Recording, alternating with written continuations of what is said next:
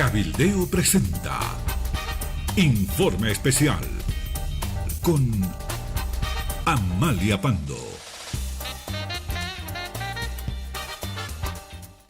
Hola, un saludo cordial para todos ustedes. En las últimas horas hay un fiscal, Samuel Lima, que está investigando a PAT, este canal de televisión, que hoy es materia de sospecha sobre la actuación de Carlos Mesa y la exgerente de este canal de televisión, Jimena Valdivia.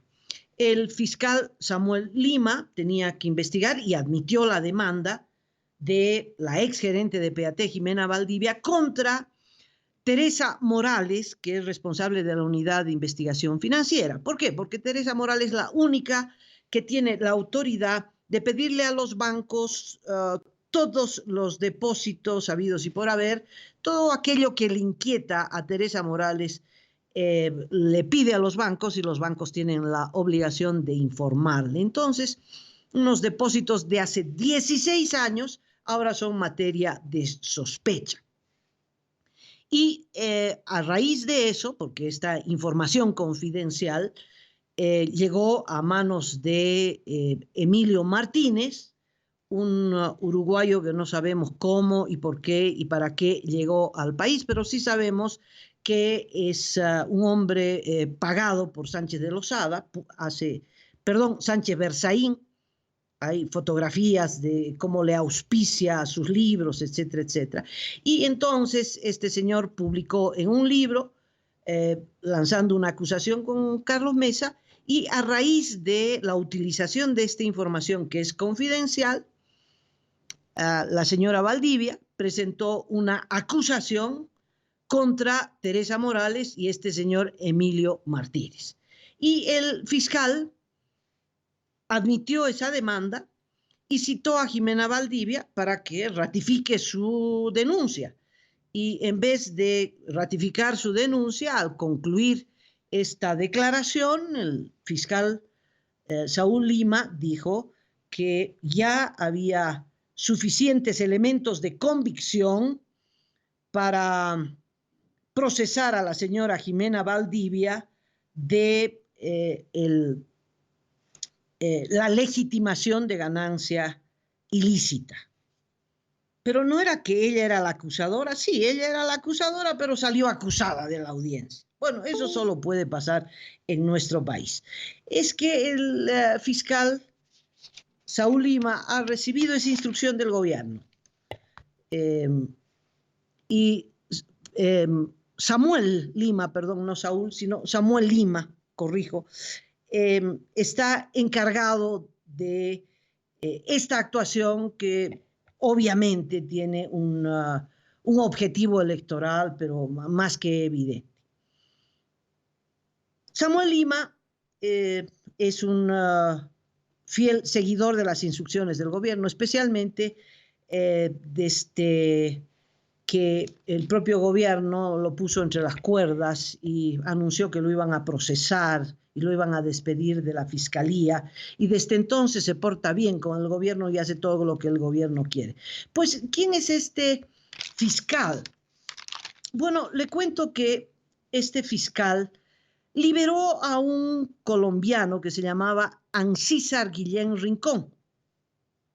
Este colombiano había asaltado en febrero del 2014 a un empresario minero en Potosí. A raíz de eso, un juez lo mandó a la cárcel de Potosí, pero apeló y dos vocales de la Corte Distrital de Potosí, del Tribunal Distrital de Potosí, lo liberaron. Y como estaba libre, se vino a La Paz y aquí en diciembre del 14 asaltó a una señora que se llamaba Elsa Criales y le robó $200,000, pistola en mano.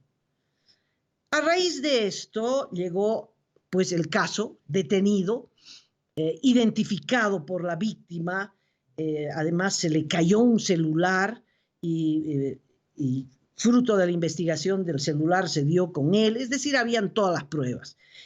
Pero el fiscal Lima decidió sobreseírlo, es decir, liberarlo de toda culpa y dijo que no había elementos de convicción.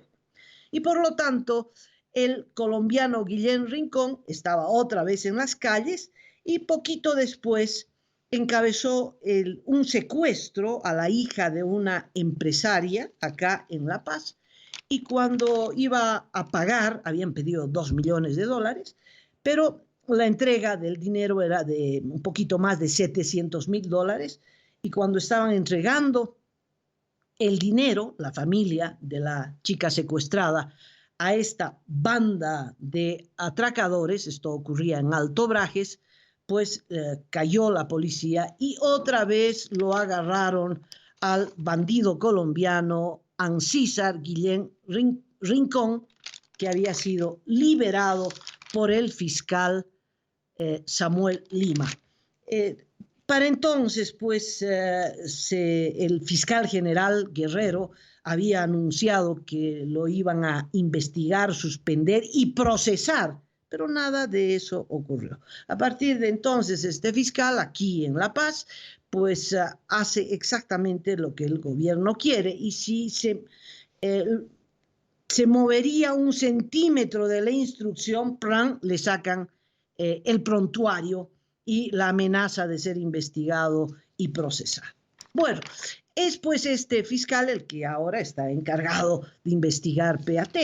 Y para él le voy a dar algunos otros datitos que me parecen muy interesantes de la borrascosa historia de este canal de televisión que tiene como nombre Periodistas Asociados Televisión. Bueno, la primera parte de esta historia, usted ya la conoce, ya se publicó en los últimos días historias, monografías, tesis, en fin, de la primera parte, que en realidad tuvo un fin triste, ocasionado porque el principal periodista y el rostro de este canal de televisión, Carlos Mesa, se lanzó a la política el 2002 como candidato a la vicepresidencia, llegó a la vicepresidencia junto con Gonzalo Sánchez de Lozada, y este salto a la política hundió al canal de televisión, porque los canales de televisión,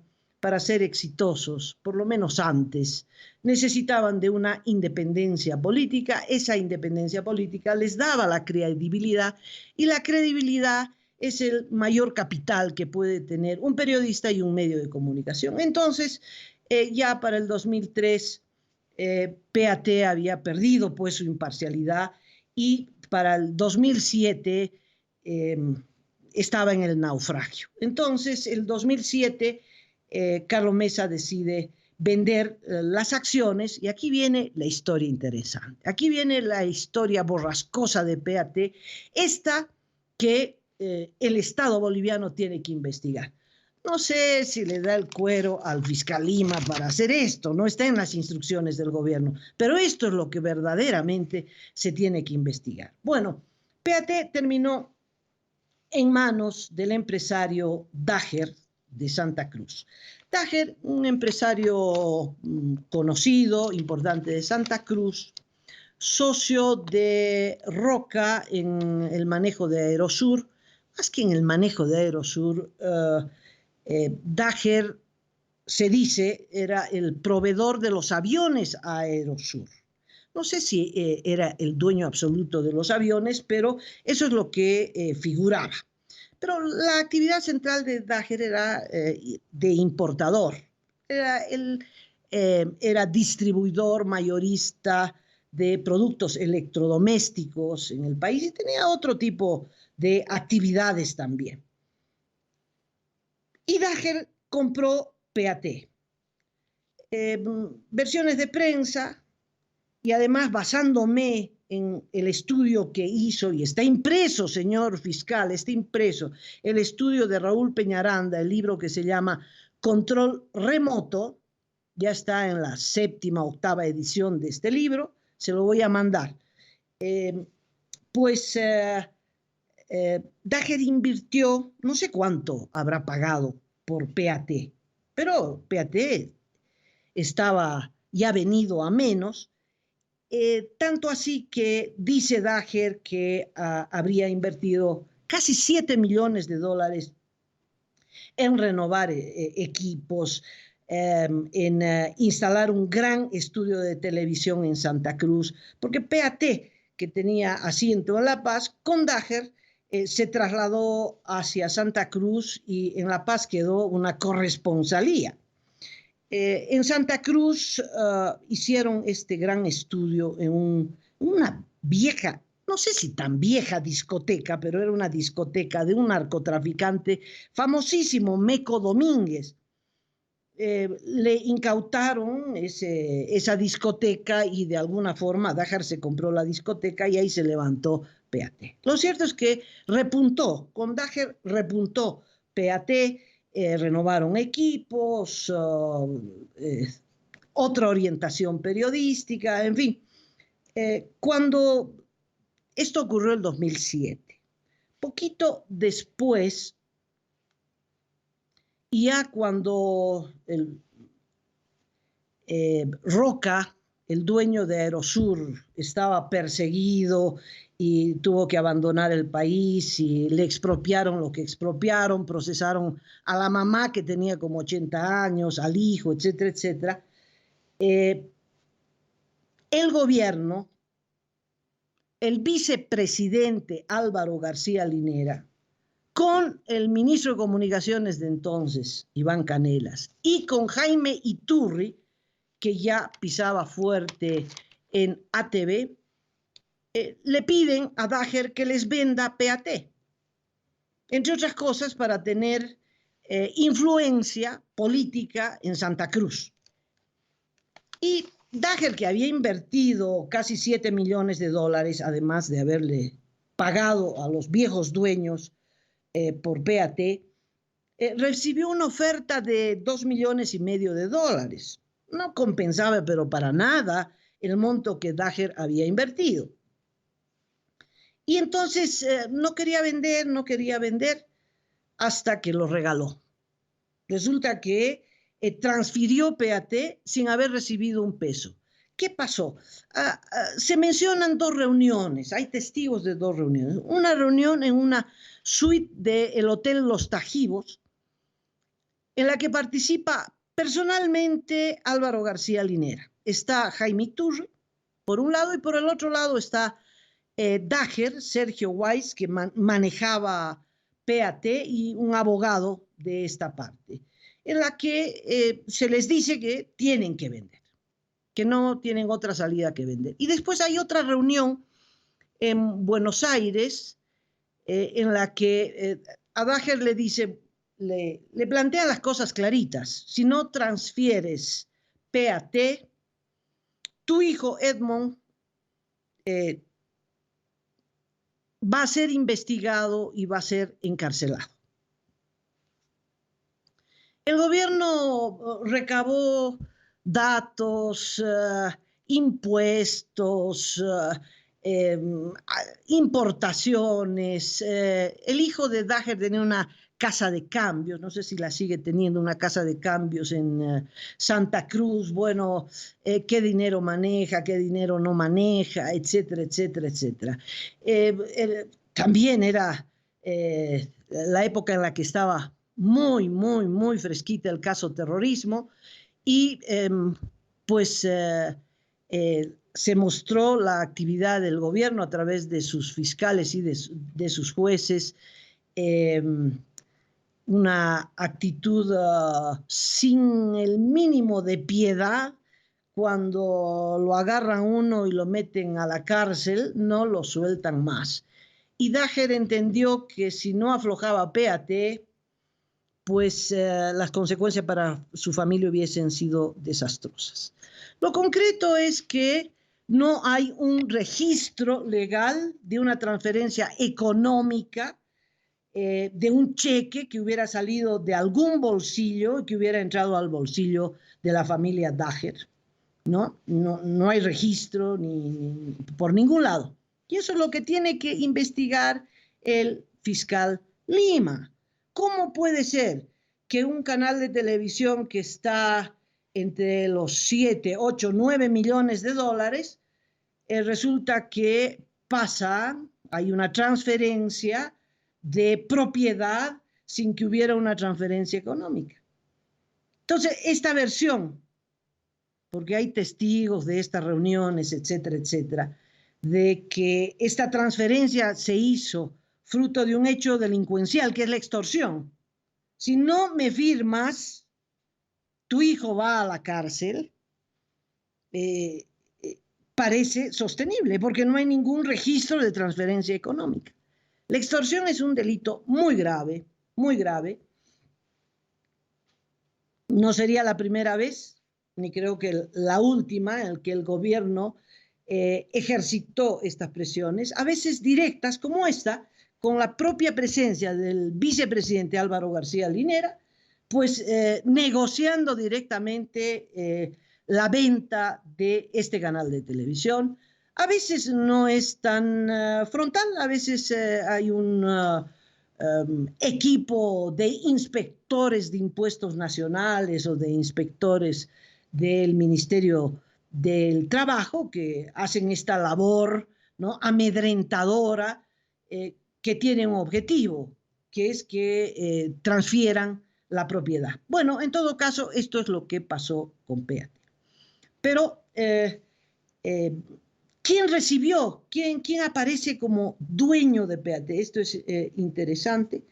Aparece una empresa, Multimedia SRL, Multimedia del Sur SRL, y aparece un tal José Luis Valencia, que aparece como presidente del directorio. José Luis Valencia, abogado, ilustre desconocido en el ámbito de la televisión y de los medios de comunicación, obviamente palo blanco.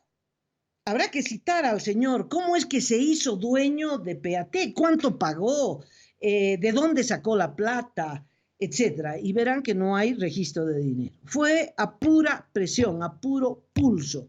Bueno, Dager no es que no ganó nada, no es que entregó y solo perdió toda la plata que invirtió en PAT. No, ganó tranquilidad, efectivamente no hay ningún proceso ni contra él ni contra su hijo, ¿no? Ha continuado con sus actividades empresariales y comerciales muy tranquilo, es decir, hubo una transacción en la que ambas partes ganaron. PAT luego fue, en los hechos, informativamente manejada por Jaime Iturri. No necesitaron ni siquiera esforzarse en disimular el vínculo entre este canal de televisión y la vicepresidencia, que es la que marca la pauta informativa. Muchos periodistas renunciaron, porque lo primero que pidieron los periodistas que estaban trabajando en esa época, desde presentadores hasta periodistas como Gonzalo Rivera, por ejemplo, preguntaron: ¿y quién es el dueño? ¿Quién es el nuevo dueño? El Chipa Rojas, que trabajó con Dager, se quedó con la administración, con la nueva administración de PAT, y a él le dijeron: Chipa, contá, ¿quién es el dueño? ¿Quién es el nuevo dueño? Y él dijo: no, en el contrato que me han hecho firmar no puedo hablar de estas cosas. Entonces aparece José Luis Valencia, que aparece como miembro del directorio, aparece Jaime Iturri coordinando las actividades de prensa, y es evidente que es un canal al servicio informativo del gobierno. Pero acá lo importante es la participación protagónica que tuvo el vicepresidente Álvaro García Linera. Extorsión es algo que hay que investigar. Mecanismo similar se utilizó para la transferencia de ATV, La Razón y Extra, que fue el primer paso grande que dio el actual gobierno para apropiarse de los medios de comunicación, no directamente, porque como usted puede oír, en los papeles no aparece Álvaro García Linera ni ningún otro miembro del gobierno, sino personas que prestan su nombre para este tipo de actividades. salvo que esté equivocada y que el señor José Luis Valencia hubiera tenido 10 millones de dólares para comprarse PAT. Esto, pues, el fiscal Lima tendrá que investigar. ¿O es que el fiscal Lima no va a investigar? Bueno, ¿cómo es que ATV fue transferida también a este ámbito de los medios paraestatales, como dice Raúl Peñaranda? Bueno, ATV era un medio de comunicación mucho más grande, mucho más poderoso que PAT. Pertenecía a la familia Garafulik, murió el dueño, Raúl Garafulik, heredaron los hijos, y los hijos vendieron este medio de comunicación junto con La Razón y el Extra a la poderosa empresa de comunicación española Prisa. Y Prisa manejaba perfectamente estos medios de comunicación hasta que empezó el gobierno de Evo Morales. Entonces, el 2011 empieza la transferencia de ATV y de La Razón a una sociedad offshore rarísima, pero se sabe que detrás de esta sociedad que se llama Aikashi estaba el empresario venezolano Carlos Gil. Carlos Gil llegó del brazo del embajador de Venezuela, Julio Montes. Julio Montes estuvo entre el 2006 y el 2009. Fue el que abrió los negocios a la burguesía azul, la que generó la burguesía azul, y Carlos Gil fue el primero en ser presentado. Y su debut fue hacerle el favor al gobierno de comprarse ATV, La Razón y Extra. No es que a él le interesara comprarse estos medios de comunicación, la verdad que no le interesaba, pero lo compró para el gobierno. El 2008 ya empiezan las negociaciones para la compra-venta. Bueno, el antecedente es que Prisa no pensaba vender estos medios, le iba bien en Bolivia. Pero el 2007, ya el gobierno de Evo Morales recibe en La Razón la visita del ministro de Trabajo, Alex Gálvez. Entonces era el ministro de Trabajo. No mandó a un ejército de inspectores, fue él en persona. Se paseó por la redacción de La Razón mirando que los cubículos eran estrechos, que los baños eran estrechos, que las instalaciones de luz no eran las adecuadas. Entonces, los gerentes españoles de Prisa, Daniel Cruz estaba, sacaron la conclusión rápidamente. Si no vendemos, nos revientan. Y entonces vendieron. ¿Cómo vendieron? Eso es lo que no se sabe exactamente, ni el monto. Lo que sí se sabe es que el 2009, Prisa informa a la Bolsa de Valores de España que ha transferido el 25% de sus acciones de ATV a una empresa que se llama Aikashi. Esta empresa es una empresa offshore, como las empresas que se crean en Panamá. Las crea un abogado, ¿no? El interesado, en este caso parece Carlos Gil, contrata a un abogado en Barcelona, España, y este abogado abre esta empresa, Aikashi. Y a través de esta empresa offshore hacen la negociación con Prisa. Y Prisa reporta entonces que le ha transferido el 25% de las acciones que tenía en ATV a esta empresa offshore asentada en Barcelona. El actual gobierno, pues todo aquel que tiene empresa offshore es motivo de investigación. Señor fiscal, aquí hay una empresa que usted tiene que investigar, porque se movió mucha plata. Ahora, esa transferencia no se sabe si es efectivo. Hay otra información. El dato que da es que ese 25% representa algo más de 4 millones de dólares. Si ese 25 es 4 millones de dólares, quiere decir que el 100% de ATV era más de 16 millones de dólares. que es una cifra aproximada a la que dio Humberto Bacaflor por entonces y que dijo ATV se vendió en 15 millones de dólares. Bueno, hay una diferencia de 1 millón. Pero si se transfirieron acciones que representaban el 25%, ¿qué pasó con el otro 75%? Hay otra información que dice que ese 75% de ATV pasó a manos de La Razón. Y La Razón también fue transferida por Prisa a manos de Carlos Gil a través de esta empresa iCash, ¿no? Pero también hay otra información que dice que ese 25% reportado a la Bolsa de Valores de Madrid en realidad fue un trueque de acciones. Carlos Gil le habría dado a Prisa un paquete accionario de un pool televisivo digital como Cabildeo, que es digital igual, ¿no? Que se llama VME,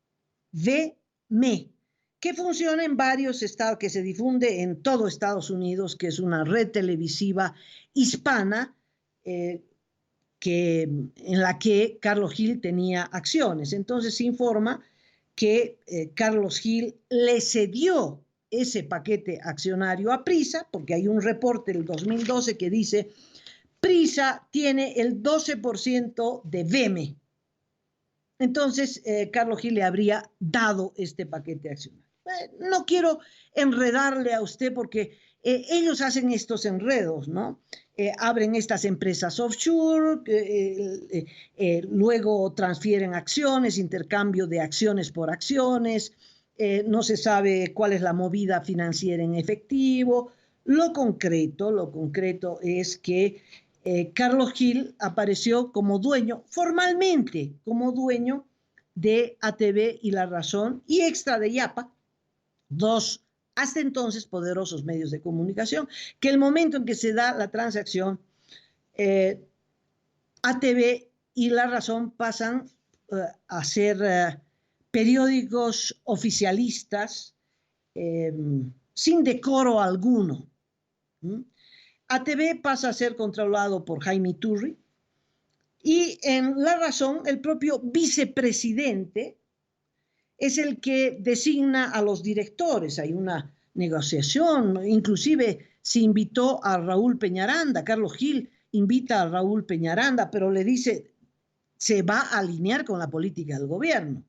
Raúl Peñaranda no acepta. Luego García Linera invita a Gustavo Guzmán y le dice, se va a alinear con la política del gobierno. Nada de medios independientes, periodismo puro, no, acá son medios al servicio del gobierno y Gustavo Guzmán renuncia, como renunció hace poco a Bolivisión, que también recibía una pauta periodística del gobierno, no pauta publicitaria, pauta periodística. Entonces Gustavo Guzmán renuncia y asume por 9 meses la dirección de La Razón Edwin Herrera, que para entonces había una alianza entre el MCM de Juan del Granado, Edwin Herrera era militante del movimiento Sin Miedo de Juan del Granado, y fruto de ese acuerdo político, Edwin Herrera asume la dirección de La Razón. Cuando se rompe el acuerdo entre Juan del Granado y Evo Morales, Edwin Herrera sale, ¿no? Está claro que es un cargo político. Y asume Claudia Benavente, que se mantiene hasta el día de hoy como una leal conductora de un medio de comunicación oficialista. Pero la historia no termina ahí, es decir, esto es apenas parte de la historia y me voy a tomar 5 minutitos más. El 2015 aparece una noticia que nos sorprende a todos. Jaime Iturri, resulta, Jaime Iturri, un periodista como todos, ¿no? Que empezó vendiendo los periódicos del Por Lora, ¿no? Y que entró a Última Hora era pariente del dueño de Última Hora, bueno, y ahí debutó con Mercado y Última Hora debutó en el periodismo y luego se ligó a los Garafuli, que en ATV estuvo muchos años, en fin. Pero hacer fortuna ninguna. Sueldo de periodista, por más bien pagado que sea, siempre será un sueldo, un triste sueldo de periodista. Bueno, de repente se habla porque aparece un testimonio publicado en un periódico local, realizado en la notaría de don Esteban Machicado, en el que se habla de un aumento de capital en ATV. Y ahí aparecen 3 dueños de ATV. Ya no está Gil. Aparece Jaime Iturri con el 57% de las 55% de las acciones, con un capital de más de 31 millones de bolivianos. Marcelo Hurtado, que es un hombre que es importantísimo en ATV, con 17 millones de bolivianos, 31% de las acciones, y Luis Alberto Nemtala con 8 millones de bolivianos, 14% de las acciones. Jaime Iturri con 31 millones de bolivianos. En total significa que el capital de ATV es de 57 millones de bolivianos, 8 millones de dólares, bien devaluado, diríamos, bien devaluado, la mitad de lo que oficialmente habría recibido Prisa por ese canal de televisión. Pero el protocolo, el testimonio, hacía referencia a un incremento de capital de 57 millones a 70 millones de bolivianos, y por lo tanto Iturri tenía que aportar otros 38 millones de bolivianos. En consecuencia, 31 millones que ya había aportado para tener el 55% de las acciones, y ahora otros 38 millones para el aumento de capital. Significa que Jimmy Iturri tenía 10 millones de dólares. Es obvio que todo el mundo dijo, bueno, es un palo blanco, como los otros. Y Jimmy Iturri declaró, no tengo ese dinero, ni lo he tenido nunca, que es una confesión de ser un palo blanco. Pero dice, lo vamos a pagar de a poco. ¿Así cómo va a pagar de a poco? Pues las cifras que son públicas, algunas, de la cantidad de publicidad que el gobierno le da a ATV. ATV es del gobierno, a través de Álvaro García Linera. Es el que decide en ATV. Es el que, de alguna forma, se hizo de las acciones que Gil le compró a Prisa, pero luego Gil se desentendió de esas acciones y pusieron a estos 3 palos blancos. Gil recibió algo por esa transferencia, ya voy para eso. Lo concreto es que si hay que pagar algo, lo pagan de la misma publicidad que el gobierno les da, porque les da el 30% de la publicidad a medios televisivos, lo recibe ATV. El año que menos ha recibido $1 millón. Entonces, claro, del mismo cuero saldrán las correas.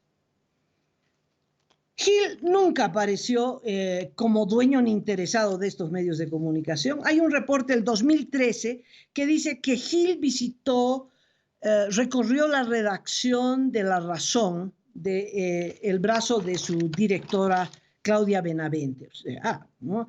5 años después de haber comprado un periódico, recién aparece el dueño, ¿no?